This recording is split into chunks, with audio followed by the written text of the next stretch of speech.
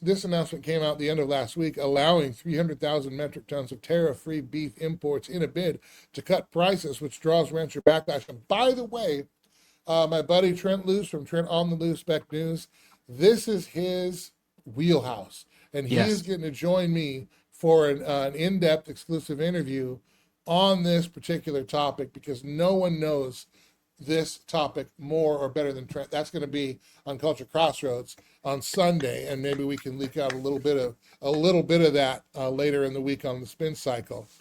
But here's the issue. So beef is more expensive, and one of the main reasons it's more expensive is because there's a cattle shortage in America, and Trent's going to go through why that is and what it's going to take to resupply our herds. But in the meantime, then we've been importing cattle from Argentina that also has a cattle shortage, who's been importing it from Brazil. So we're not really importing from Argentina, we're importing from Brazil, degrees of Kevin Bacon away, okay? Now what has happened is, of course, now we've seen a $5.50 pound of ground beef go to some cases $8 or $9. And there's also country of origin issues in this, and why that matters. You want to know where your beef comes from, because depending on where it comes from, it gets mixed with a bunch of other stuff. And not to mention, other countries don't have the same food standards that we do here. Now, yes, we put a lot of chemicals in ours that other countries don't, but other countries put a lot of fillers in their food that we don't. And some of that can be problematic, and some of it even tainted with different disease. So there's country of origin matters a lot. All that to say, so now President Trump, because this is a 90-day tariff pause. So now, because we're going into the midterms, poll numbers are cratering. We're in a war that's not going to end anytime soon, that nobody asked for. We're in an economy where the prices of food and gas and utilities are not down 50%, as President Trump boasted during his campaign for re-election. We're seeing these things, we're noticing them, we're seeing the surveillance state be implemented against our will across the board. And so now President Trump, in an effort to, I really think it's purely political, purely to try to say, hey, we brought prices down, because again, it's a 90-day timer. Well, what's going to happen within 90 days? The midterms are going to happen within 90 days. So we're importing foreign beef, basically, and lower quality, lower grade, and with the promise that it'll be 25% less at the retail checkout line. So here, peasants, here's some nasty beef that you wouldn't normally eat, that we're going to bring in, and it's going to undercut the American ranchers, because now for them to compete, they have to lower their prices, both in the selling, the ranching of it, then at the processing, then when those processors sell to the distributors, they have to bring their prices down 25% to compete with the garbage that you're bringing in from other countries. And you want us to eat this garbage so that you can say that you brought prices down for us. Now, when really this is a political gimmick that in the long run hurts American farming, hurts American ranching, and a big piece of our freedom is the ability to grow and supply our own food. I'm so excited that Trent's going to be on with us on Culture Crossroads. I tagged him in something on Twitter over the weekend on this exact topic, because he's the expert at it. So I'm excited to hear what his thoughts are, especially about our resupply. But Andrew, we covered this on the spin cycle late last week, and it was one of those stories we pulled in and said, no, we need to start talking about this now. President Trump has also come out and said, beef-like product. Like, there's weird things being said, which kind of goes to your point about fillers and kind of the slop, right? Like, what are we actually getting?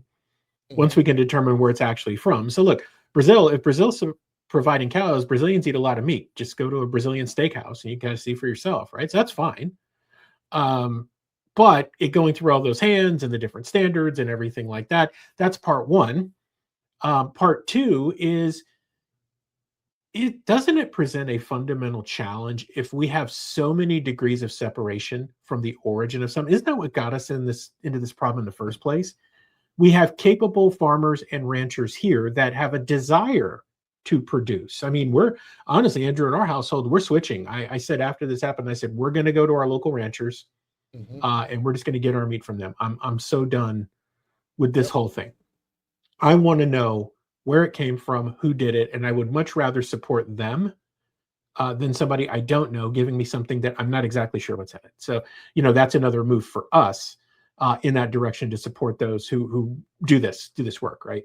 And I come, my family has a farming background too over the generations, and so I just wonder, and maybe I shouldn't wonder, but I just wonder. It's like, so if you're doing this for political points, you probably could have come up with a slightly better formula to get people to drink the poison. But to say something like this in the level of arrogance, just, we'll get you lower prices, but yeah, screw the people screw your neighbor, Yeah.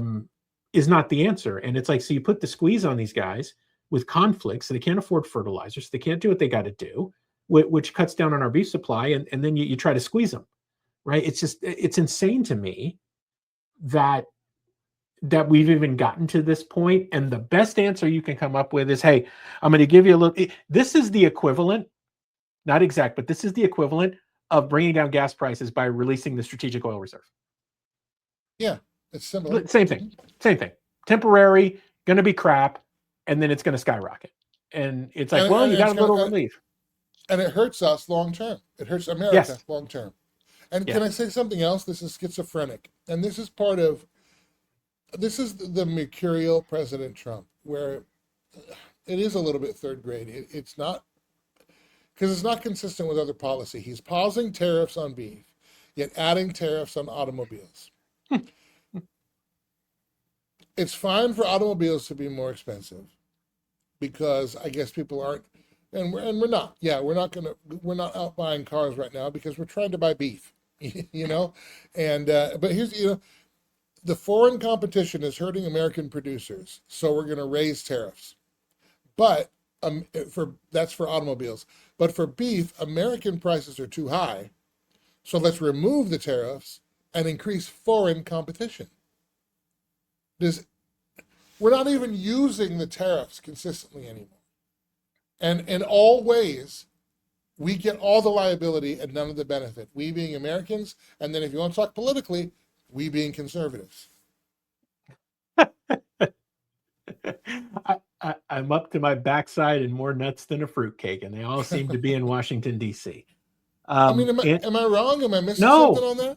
No, you're not. And this is an opportunity for us as Americans to make our voices known in a very meaningful way.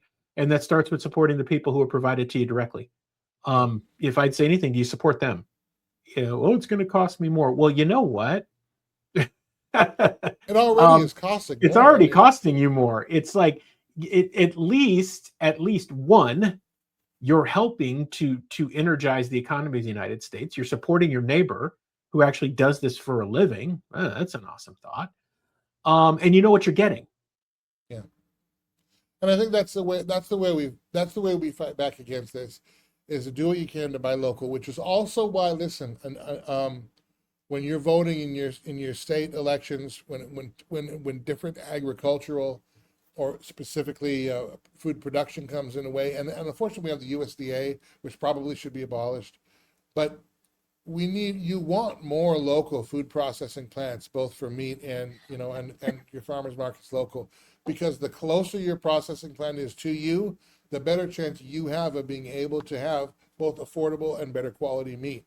The vertical integration that we've had with our processing then puts a bottleneck on that, which actually makes it more vulnerable. You want to talk national security, more vulnerable to attacks because they can cut off, because there are fewer levers of transportation and distribution for the food that you and I depend on. It doesn't come from Walmart. It doesn't come from our local grocery store. It comes from these ranchers. It goes through processors, and it gets distributed from there. If you can find a processor that's a local that you can purchase from, if you're going to spend more money there, because your dollars will actually be making a difference and making a statement that Washington, D.C. will not be able to ignore. It's up to us, right? We are who we've been waiting for. As has been said. But we certainly are the cavalry, because the cavalry ain't coming because it's us. So let's do